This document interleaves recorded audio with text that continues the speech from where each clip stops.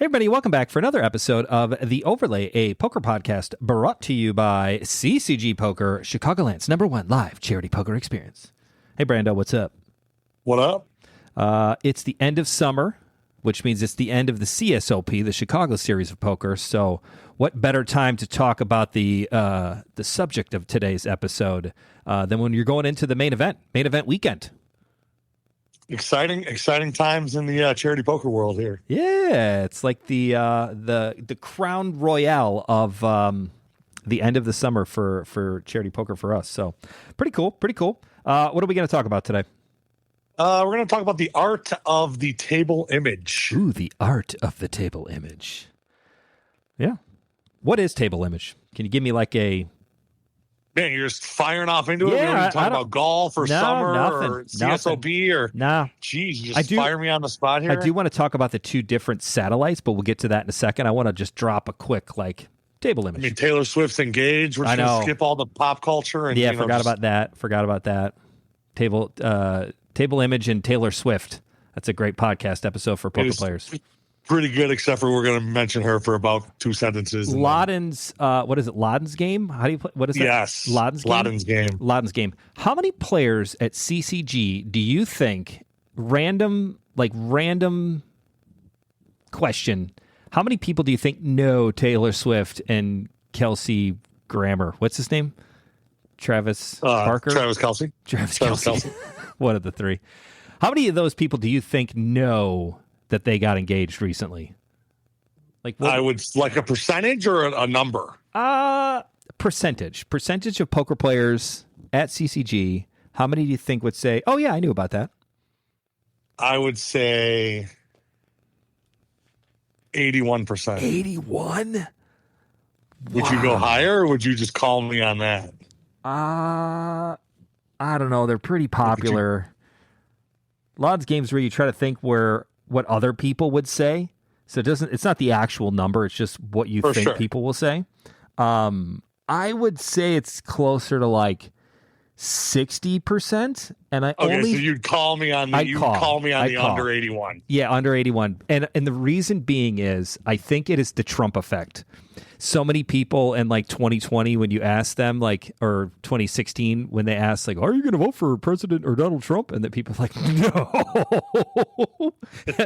And they got in the booth and they're like, yeah, I'm going to vote for that guy. It's they were definitely clicking that button. They were afraid to they were afraid to say it, give their allegiance, admit to knowing that Taylor Swift got engaged this past week. So I would say a little lower, only because the number's skewed, right?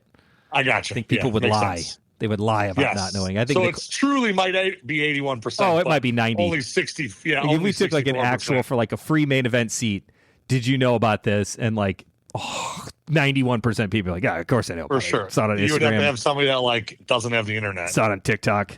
My wife texted me 8 seconds after it happened.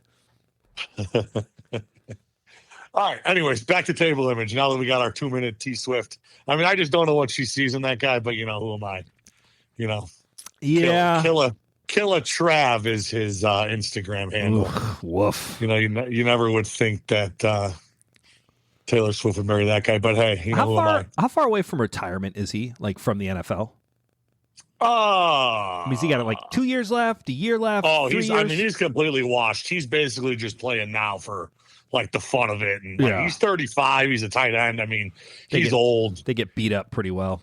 I mean, I think Rob Gronkowski is still younger than him, and Rob Gronkowski's been retired and unretired and re-retired 4 years ago. Oof. So I would say that there's a chance this is his last year. Okay.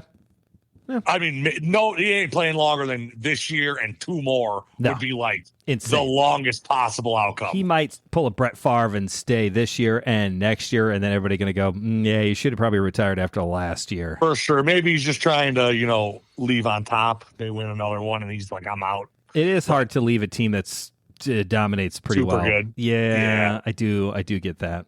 Even if you're not the main fixture of the offense anymore, just hanging around, blocking, going through an NFL season, your wife's going to be Taylor Swift. Seems pretty fun. Yeah. I'd retire the second she said yes. That's true. I'd be like, I'm out. Give me a private jet. Okay, table image. What is table image? So your table image is, how other people perceive you. It's basically what it is in one sentence there. I mean, there's a few different types of table images. There's like the tight aggressive guy, the loose aggressive guy, the tight passive guy, and the loose passive guy. And it's kind of like, what category are you being placed into by the other opponents? It might not actually be your play style that you're selecting to play, but it's your image of what play style you are playing perceived by everybody else at your table. That's pretty good. ChatGPT says it's your poker brand in question or in quotations at the table. How other players perceive you based on your playstyle, demeanor, and even your outfit. Ooh, I like Look that. At that. I'm just as smart as ChatGPT. Nice. Brandon GPT is what we call him. Side note again, I know we're sidetracked. There was just a report out that any person born in 2025 or later will never be smarter than AI. AI is officially going to be ahead of humans forever of anybody born. Yeah, we're like 5 years away from Skynet and the whole Terminator plot line, which I enjoyed. I thought it was great. Me too. Okay, so table image. What do you want to talk about? How to use it? How to not use it? What's the game plan here? I kind of wanted to do three things. I want to do how to set it up. Right? Like, obviously, when you sit down, like, how do you set it up? So there's a couple of things that we could talk about for that. I want to talk about once your image has been kind of set, how do you use that to your advantage? Use it to your advantage. Right? Mm-hmm. And then three, and it's something that I have a lot of trouble with. It's that I'll be at a table, I'll love my image at the table. I feel is like really strong and I'm playing it very well. And then you get moved or your table breaks and you go to a new, and it's like you have to start all over. I have a really hard time in that transition period because I've been playing so long. It's like, oh, they know me as like a tight aggressive player, and I can use that to my advantage when like there's a flush draw out there and I have no flush draw, but yet I can play it as if I have the flush draw because my image is so tight and aggressive, and like people know like I've been rolling over some juicers and they're great. And then it's like I go to a new table and it's like I have a hard time downshifting into figuring out how to like reestablish and then go from there. So how do you start? How do you promote your poker brand when you sit down? What's the thought process? I think a lot of it is going to be, kind of established for you, right? I mean, not to any sense, but if you want to play tight and you want to have a tight, aggressive image like you stated that you want to have, you aren't going to be entering too many pots. You aren't going to be 3-betting light. You aren't going to be showing down middle pair of fives with 5-4 suited in a 3-bet pot. Mm-hmm. There's a lot of things that just by you playing your standard game is gonna portray to everybody else.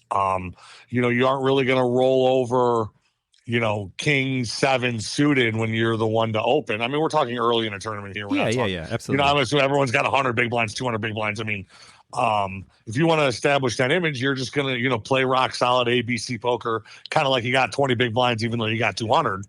So starting off, you kind of have to actually play the image that you want people to perceive you as.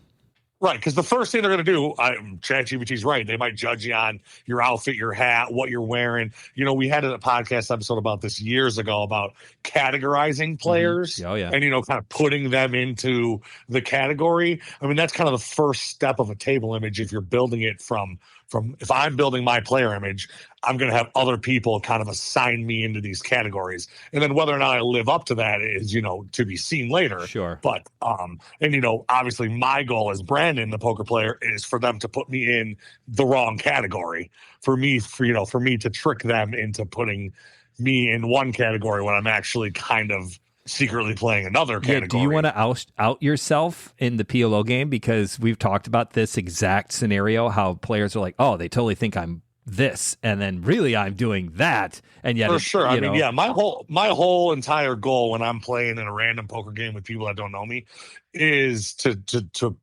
make them feel like I'm playing loosey-goosey, playing every hand. I value a 9 high flush the same as I value an ace high flush.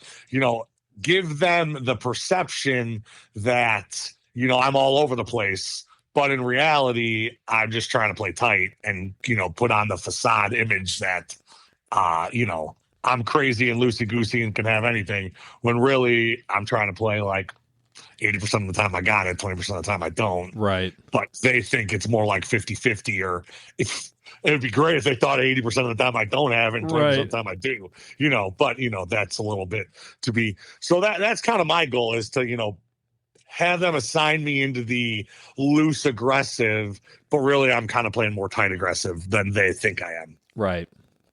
Yeah, I feel like my image when I go play like a Hold'em tournament is like tight aggressive, borderline kind of nitty, which I feel like I need to change up a little bit, because I did play the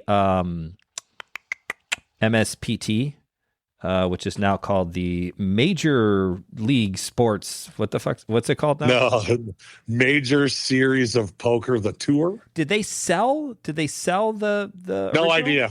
Or I have no clue. Get some new investors. I know that the idea is that they really kind of have outgrown the mid states, the Ohio, Illinois, Missouri, Minnesota, Iowa, Illinois, North Dakota. Michigan. Yeah, like kind of just like the chunky part of the middle of the United States. Not really the Midwest, but straight up just like the middle states. Like the Great Plains, kind of, yeah. Yeah, they've kind of they've done more events outside of that, and I never really called it the Mid States Poker Tour. I just always called it the MSPT. Maybe it's because we're so used to using acronyms when it comes to poker tours in general that I never really thought like, well, the World Poker Tour, do they really play all over the world? I mean, they do, but like, I don't think that matters with the name. Like, it's just called WPT, right? Like, right, it's WPT. All right. I don't think it really matters anything. So I don't know if they sold it or not. That would be interesting. If anybody out there knows, hit us up on Twitter, because I would like to get the inside scoop of what is going on. It is also weird to me as a sidebar that I really only play the World Series of Poker occasionally. I didn't play the last 2 years. I play a lot of the circuit events when they're in town, if I can, because I like to play the PLO events. And then I did play this MSPT as well. I did notice that a lot of the same floors are doing kind of all of them. Interesting. Yeah, like I for sure noticed, more often than not. And I thought the WSOP guys would just be in the WSOP, and the all the littler tours would have like their own peeps. But no, it seems they like just kind of do them all. Tons of crossover. Yeah, a lot of the same dealers, which I understand. Like if you're playing in and around this area, like a lot of them will, do every single tour that comes through here. But yeah, I thought that was kind of odd. Anyways. Yeah, I always wondered if like the dealers followed the tour, or if the dealers were in an area and they just picked up every tour that came through. I'm sure it's a little bit of both. Yeah. Because I know that some dealers just follow the WSOP circuit the whole time through the whole entire America, through the whole United States. Do the circuit events go all year round? Like, is there ever like an off season? I think the off season, there's definitely an off season. Well, the circuit events, the off season is just the summer because they're at, for sure. Yeah, I think the circuit basically runs like August to like through March. May. Okay. Maybe April. There's a little bit they end the series. Yeah, we do an April event in Elgin, don't we? Okay, so that's probably like the end. Okay. It's like the tail end of the season, because then it's like you start working into the WSOP. Okay, so you really got to set your tone in the first few orbits of what you want players to perceive you as. Do you do that by just kind of opening pots? And if you don't get to see your cards, is it just like c-betting after the flop, or like continuing? Or if you're trying to get that loose aggressive style that people want you to think that you always have garbage and you're just jamming it in there, you're just betting people off hands.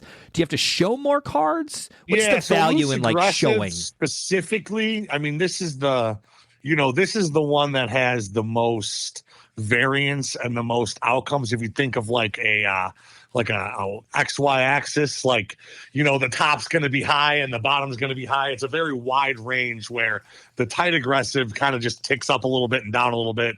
There's really not, like think of like a tight guy to like a 2 to a -2, where the loose aggressive guy is going to be like a 12 to a -12. There's just a lot more happening. There's a lot more. You're opening yourself up to, playing more hands. You're showing more bluffs. You're showing the capability of just kind of being unpredictable and having anything.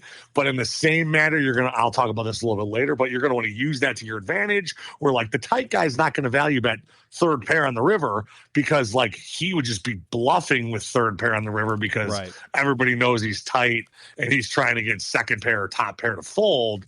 Whereas, somebody like, just Jordan or Jerry when he's going crazy, those guys are betting third pair for value, hoping that you think that he's got nothing and calling with ace high. So you can kind of see how the range of outcomes, if you're loose aggressive, is going to be a lot higher because all of a sudden third pair is a value bet in some spots where the tight guy third pair is just like a check or like, I'll just, muck my hand or I'll just, I'm going to fold to a small bet, or if I'm betting the river, it's because I'm actually representing the ace, not that I have pocket eights.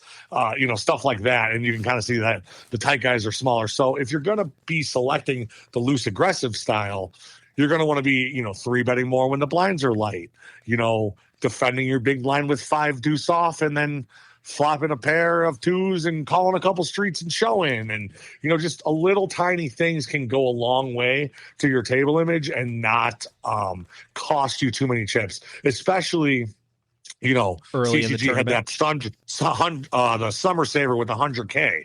And, you could see guys, especially guys that have 150, 160K early, they're going to be playing everything, showing, three betting heavy, showing just all kinds of stuff. I got a kid got in a flush draw with 10 deuce of hearts and a 3-bet pot and then just played the flush draw for all the chips. It's like, how do we even put any chips in with 10 deuce? But I mean, he's going with that style.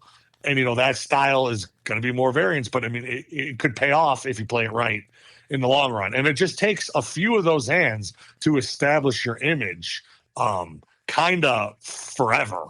I was just saying, what's so it might even be just like one hand. You roll over 10 deuce flush and you open 3-bet pot, early in pre-flop, and then you're betting it the whole way, and then you get there, and everybody's like, "Oh, you mother trucker! How'd you get there? What a bullshit hand!" Da, da, da. It's like it does two things. One, it kind of that's a lasting image for everybody people for the on rest tilt, of and then everybody's remember, man, he bet it the whole way when he had nothing but a 10 high flush draw. Got there, lucky mother, blah blah blah blah blah. I guess you have to play that at that point. Do you at that point kind of like pull the old go from have the loose aggressive and then just kind of like only start playing not premium hands because I don't think you want to pull the string that early. Okay. I think you want to maybe immediately pull back a step when you have established that type of image. But certainly I don't think you want to immediately down. Just switch gears. You don't want to down gear just really that quick. But I think you want to that might be a cop up there. Let's go from 120 to 90. Not saying we're going to hit the brakes and just go to the speed limit. You see some headlights popping at you from the oncoming traffic going, "Uh-oh, police officer up ahead. Slow down a little bit." Let's just go 100. Let's keep our pedal to the metal here, but let's not make it so we're going to get arrested. Speed, but we're not going to do reckless driving speeding. Correct. Right. So I do want to give one really quick example. I played the MSPT PLO. And I had a buddy that was, a good friend of mine for a decade. I went to high school with him. He was sitting to my left and just a quick hand. It was like king, deuce. Then it ran out 10-9. So queen, jack made a straight. And this gentleman who I had never played with before opened the pot and a bunch of people called. And it checked all the way through the flop and it checked all the way through the turn. And I had queen jack. So I made the backdoor straight, but the board paired on the flop. And the guy that originally raised bet 2,000 on the river. And I called the 2,000, and immediately the kid to my left was like, "Dude, you can't call this guy with queen jack." There was still another guy to act. He didn't even see my hand yet. There was still another guy to act. It's like, "Dude, you can't call this guy with queen jack." Right. And then so immediately I lied. I'm like, "No, I rivered 10's full," which is the same hand. It's the worst boat versus straight. It's like I lose to the same things, repeat the same things. He's like, "Oh, 10's full," and so then the other guy folds, and then the guy that opened that he was talking about just showed quad kings, and immediately. That dude had this guy's image pegged before me, obviously. He knew that the guy was super tight and was waiting around forever. And it was really only a half hour. But he must have played with him before. He plays on the series a bunch. So immediately I was like, "Oh, that guy's tight. That guy's really tight. Right. That guy's tight as hell." So immediately for the next 5 hours of playing with this guy, I gave him the utmost respect. You're like folding folded second double nuts suited kind of things, right? I folded double suited kings pre-flop when he 3-bet because I'm like, it's just got to be aces. Right. And so like, I never even saw it, but like that's the kind of table image that one hand can, give you if you if the people are paying attention, if people are noticing it. Wow. So that I kind of gave him a lot of respect for the next 5 hours due to one hand. And to that guy's what's the opposite of credit? Like to that guy's dismay, right. He never really used his table image, I don't think, to his advantage, which kind of sets us into the next portion of this podcast. It's like playing tight just to show that you're just a nit. You're just a nit, and nobody's going to give you ever going to give you action. Correct, and that's where you absolutely do not want to land on the table image scale. You do not want to land on nit because you're never going to get action. People will fold you pre-flop. You win baby pots, which sounds good in the beginning, but eventually you're going to need to start winning some real pots, and you can't do that. And the problem is the people that call you have hands that will beat your massive, starting hands, aces. It's like, you've got aces double suited and guy flops an ace, but you flopped, flush draw, straight draw, and a pair or set. Flush draw, right? Yeah. Like it's just like the hands that they're gonna make that they're calling you on, you just lose with. So it's like it's kind of like aces. You either win a small one or you lose a big one, and I feel like that's what happens to nits. They either win small pots or they lose big ones. When the nits have aces, and it's 10-6-2, and the people are willing to put in all the chips, it's only with sets, right? Like. Whereas a loose aggressive guy, they've got aces. The guy's got jacks, queens, kings, ace 10. There's a million different hands. You're like, screw it, I'll get in with this guy. Right. He's got could have anything. Oh man, he had aces. He got a full double up. Whereas the nits, when it's 10-6 deuce, people willing to get it all in. It's like kings that you're coolering or 10-6 deuce that you're losing to, and that's kind of it. And so you kind of handicap yourself, and that's kind of where I go back to the the x-axis of you have these really small range of outcomes where you really have to run. You have to just cooler people the entire tournament, correct, in order to go far. Win. Yeah. And it's one thing to be labeled a nit. It's another thing to be labeled a nit and then play only nitty. Right. It's not such a terrible thing to be labeled a nit. Like Patty Rich has been labeled a nit. However, over a decade of being labeled a nit, he has now won hundreds of bluffs. All his bluffs get through. Yeah. But you still have to bluff. You have to bluff. Like the nits that don't bluff are just the ones that are dumb, if that makes sense. Oh, for you sure. have to deviate. You have to use your table image to your advantage. And if you're going to be labeled a nit, the most advantageous way to using your table image to your advantage is, 3-betting light, 3-betting with the ace 4 suited. You're blocking an ace, and you're 3-bet or 4-bet jamming with king, queen, because you're blocking kings and queen, stuff that like these hands are good, but they're blocking the best hands, and everybody's going to think you have the best hands. Right. Like there's times where nits will jam and I'll want to fold queens. Yeah. But like he could be doing that with anything. He should be doing that with anything. He should be doing that with occasionally. If I'm going to fold queens, right? You got to do it. He should be ripping with anything. Right. He's got to do it every once in a while to kind of keep things balanced. I was trying to find the episode where Pat was on. The one with Pat the Nit, the part-time poker pro, episode 19. Good Lord, July 2nd, 2020. Woo. We're old, Brando. 100 episodes ago, huh? Mm-hmm. Yeah, episode 19. So glad that the ad revenue's finally kicking in after all these years. It's great. I'm going to retire soon on the podcast. All right, so once you've got your table image, and we've already talked a little bit about how to, push the envelope and figure out how to use your image to your advantage. And again, you got to do that by if you get labeled one way or the other. And again, it doesn't matter which way you get labeled. If you get labeled as a super loose player, occasionally you're going to have a big hand and flop a big hand, and people will give you the benefit of like, well, he's been playing so light that he could have, nothing here, and you really got kings, I think the most important thing when you're loose aggressive is you have to stay aggressive. Like your second pair and your third pairs aren't labeled the same as everybody else, because everybody's going to be calling you with anything. So you just can't have this loose aggressive, play or tag on you and then just like check down second pairs. Like, no, you need to be value betting those hands. Like when the board's king jack and the flop is, ace king 4, you need to be betting 2 streets with your kings because they're calling you with all the worst kings, all the pocket pairs. They never think you have an ace. You know what I'm saying? Like you can't get like tabled, labeled into one way and then not play the way that's advantageous to that tagging. Like when they're tagged you one way, you now need to go through your list of here's the way to exploit the people that think I'm playing loose aggressive. And on that list is value betting lighter, which is the exact opposite of if you're playing, tight aggressive. Right. You're going to be value betting less lighter because they're going to be calling you with the strongest of strong hands only. So you need to up your bluffs and make your value bets tighter. And it's like, so you need to kind of, construct your game and your game plan to that image that you're playing, or else it kind of all falls apart. If you aren't taking advantage of the spots you should be taking advantage of when you're labeled this way, what's the point? Like, what do you do in that instance? What do you do if you get caught? Meaning, like, does your table image fluctuate? Like, does the stock in your image, ebb and flow in the sense of like, if I'm, the tight aggressive guy and I get called down on a bluff and I show the bluff because I have to, right? Because I'm the first one to show or whatever the other player makes me show. Yeah, they caught you. They caught me.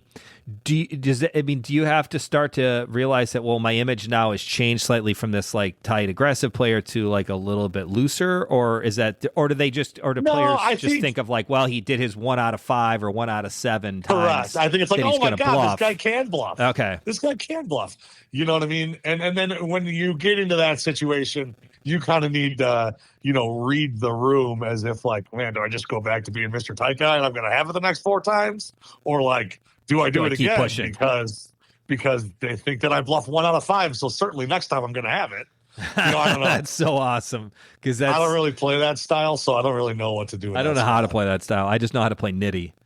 For Hold'em in PLO, I feel like I can get a pretty, good image. I have a good image where it's loose but aggressive, but not like too loose. Like it's a good, like he could have, like the sucker end of the straight.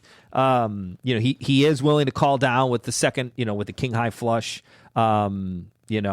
Occasionally, no, I do think like a blacker things, bet. I'll do that. Yeah, I don't know. And I do think other things go into your table image, like you're engaging and you're talking and you're having fun and like you're not just like an old guy reading a book or like a guy in his headphones and like in his iPad doing finance. You know what I mean? Like there definitely becomes another part of your table image other than, just the cards you hold.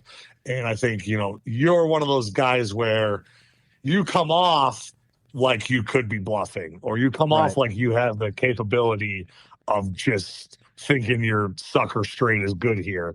Where there's some, just guys that you look at and it's like, this guy ain't bluffing. I mean, this, you know what I mean? The table image is more than just your cards.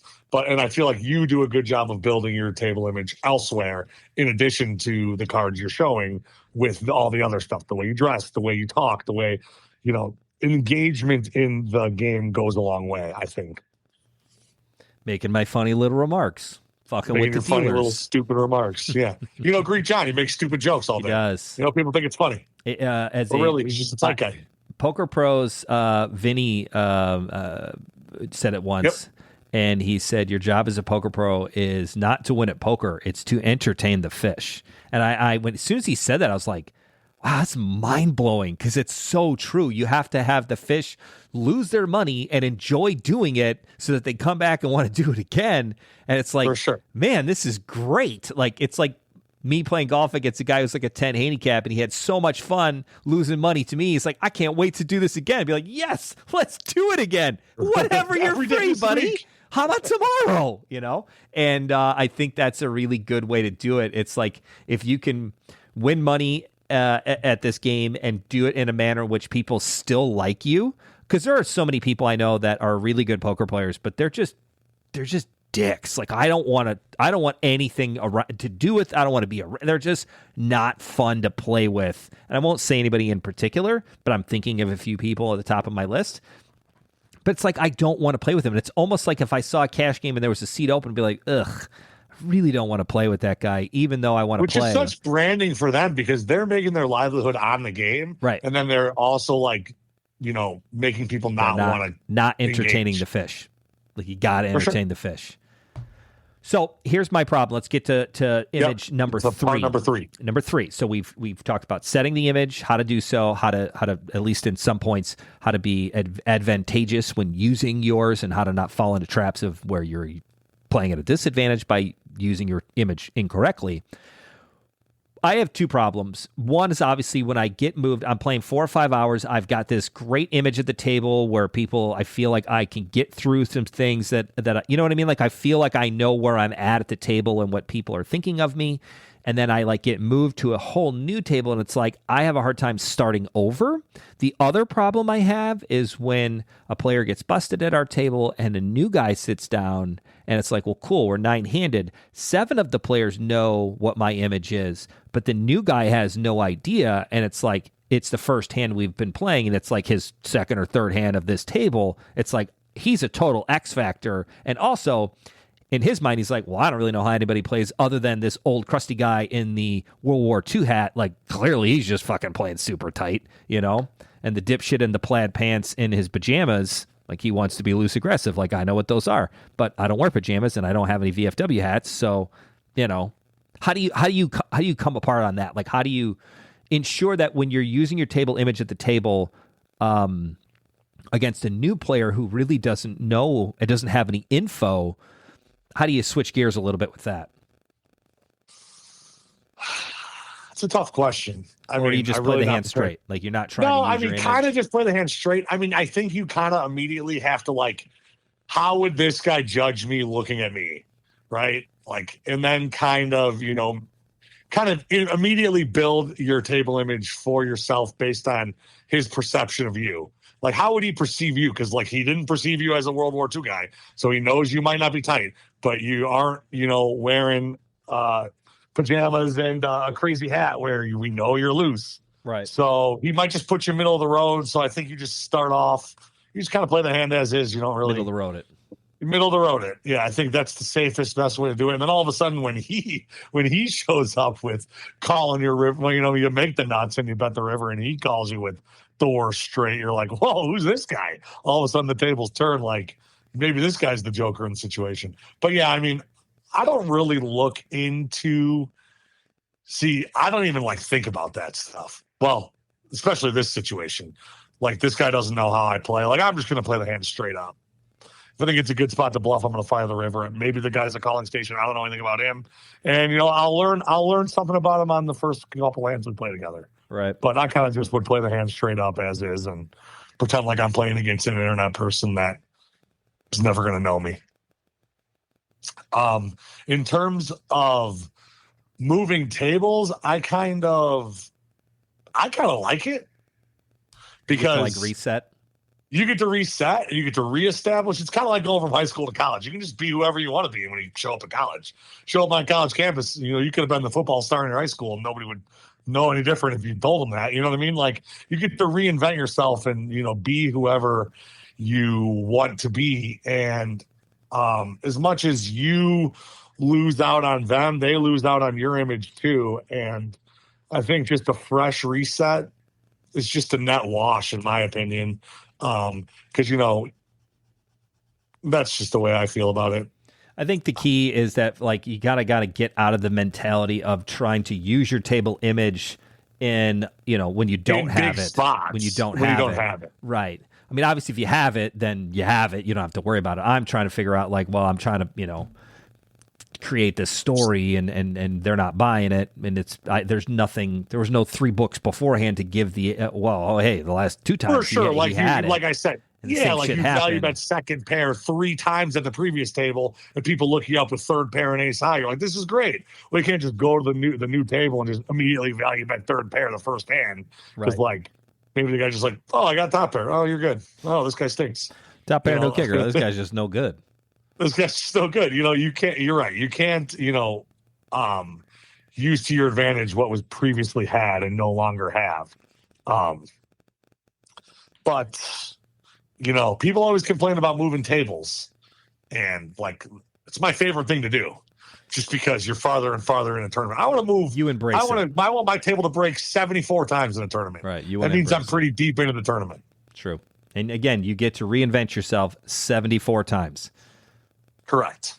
At least. And, there's a lot of times where, like, you kind of need to reinvent yourself because Correct. you were one way with 100 bigs and now you got 20, but, like, you have this table image. It'd be very good to just switch tables and, like, for all they know, I've had 20 for the last 4 hours and not know that I'm on tilt because I lost a 500 big blind pot 18 minutes ago, or you know what I mean? Or vice versa. Yeah. Like you've been playing super tight and you have 20 bigs. And they might actually fold kings to a smaller all-in bet because, normally if a new table is like, whatever, I got queens, like I call, like it is what it is. But like, if you'd have been setting this like very tight, super tight, aggressive player, like they might actually, like you talked about, like I'm going to fold queens to this guy. Like I'm going to fold this because this guy's shown down like just monster hands. Like I know he's got me beat. Like I don't want to go into this, an 80-20 here where it's kings versus my queens or aces versus my queens. Like I'm screwed, know?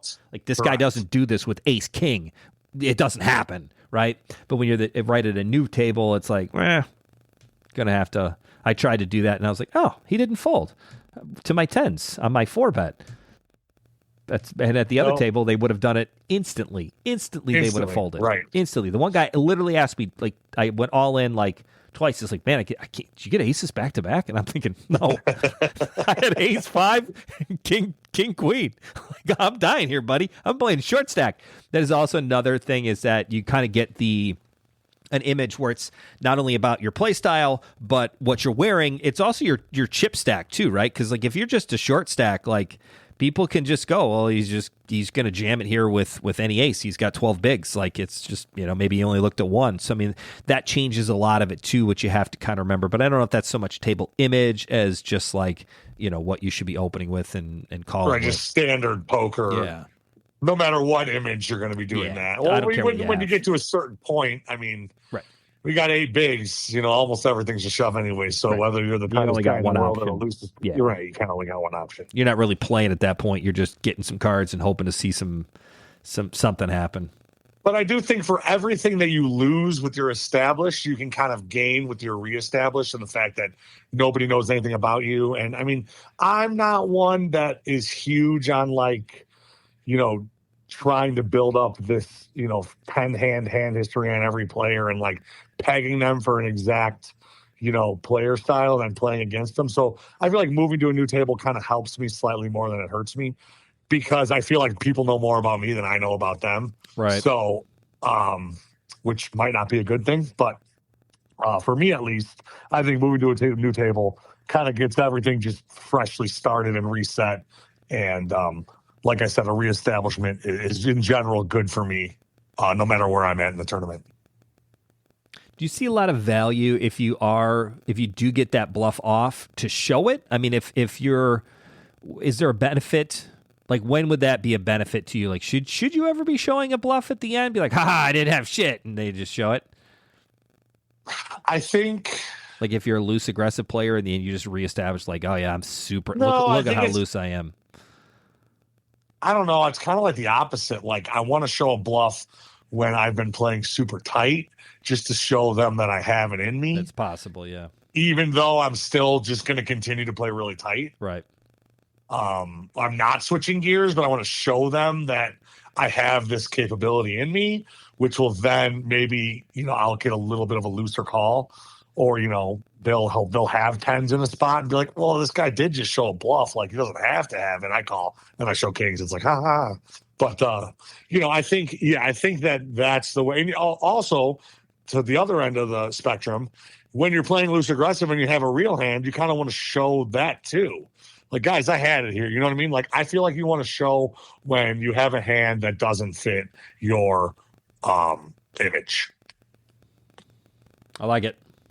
Because if you show that it doesn't, then all of a sudden they like second guess the image and, oh, maybe he is playing balanced. You know what I'm saying? Like, right. And you can go along those lines of, oh, he does have that in him. Oh, this guy does make hands sometimes. Oh, he's supposed to have aces here, but he really did have ace 5. Oh, this is interesting. And then all of a sudden they don't know as much about me as they thought they knew about me, and then that makes me harder to play against, and therefore it's a winning strategy. I love it. Be aware of what your story that your play tells. Mix in some small contradictions to stay unpredictable. Use your physical table image, what you actually look like, hoodies, sunglasses, the way you stack your chips. I knew this guy was a nit when he was doing 50 stacks, like 50 stacks. Like 10, 50. I call them $50 stacks, meaning like I'm not stacking them 20 high, I'm stacking them 10 high. And like, it's like, dude, what are you doing, man? You know, like it's nuts. So I do like that. I also like the idea of you kind of telling us about the, your table edges. It's not something that you have. It's something that you have to create, right? You got to create it yourself. And then, you're going to love this word, Brando. Then you got to weaponize it. Yeah, you really do. Weaponize it. And I'm not very good at weaponizing mine. I just continually confirm. Right, confirm. Oh, yeah, what do you know? He's got a fucking nut straight. Confirm. Like, I got to switch in some, he can bluff. It's a real thing. He's got 8, 9 of hearts here. No way. I have a hard time doing that. What good does, you telling everybody you don't bluff do if you don't ever use it? Utilize you got to weaponize it. You got to use that image and go, I'm going to throw in a bluff here 1 out of 5 or 1 out of 7 times or something. 1 out of every 800 hands. Like, good Lord. I got one really great bluff off on the old guy next to me. He's super sweet. We were talking the whole time. He's like a super reg. He goes to all the MSPT stuff. He's got like the MSPT like leather bomber jacket on. Not a hoodie, dude. This ain't a hoodie guy. Dude's like 80. I see. But he's got like a leather jacket with the old logo on it. And like, I knows all the dealers and all the floors are saying hi to him. Like, clearly the guy's a super reg and a very, very good, tight player. Like, never limps into pots and he's always betting. You can just kind of, at least to me, I was like, I know what he has. Like, it's fine. And I had raised with ace king pre-flop and he had called and we get it the whole way down. I'd bet it the whole way. See bet on the flop. The flop's like 5, 6, jack turns like a 8. There's no straight out there. There was a 2 diamonds on the start, and the diamond hit in the river, and he checked, and I just throw in a 5K chip, and he's like, "How much was that?" And thinking, and I know damn well, I was like, I made the perfect bet amount because if it was only 2K, he would have called, and he told me he had ace jack. He shows me ace jack, and Muck, so he's got top pair, top kicker. But he was so afraid of the diamond, and I had a pretty tight aggressive image myself. I hadn't played a lot of hands, and when I did, I was firing the whole time. It was great. And I got through my ace king bluff, and I was like so excited. I was like, wow, this actually works occasionally. Now, nobody else but me knew that was my 1 out of 5 bluffs. Like, I didn't get to show him, and I wasn't going to show him, so I didn't want to ruin it. But I was like, wow, this does work. Bluffing can work. I should try this again. And then the very next hand, I had 8, 9 of clubs and called it the whole way down in a 3-way pot when I flopped an open ender and then turned a flush draw and then bricked everything.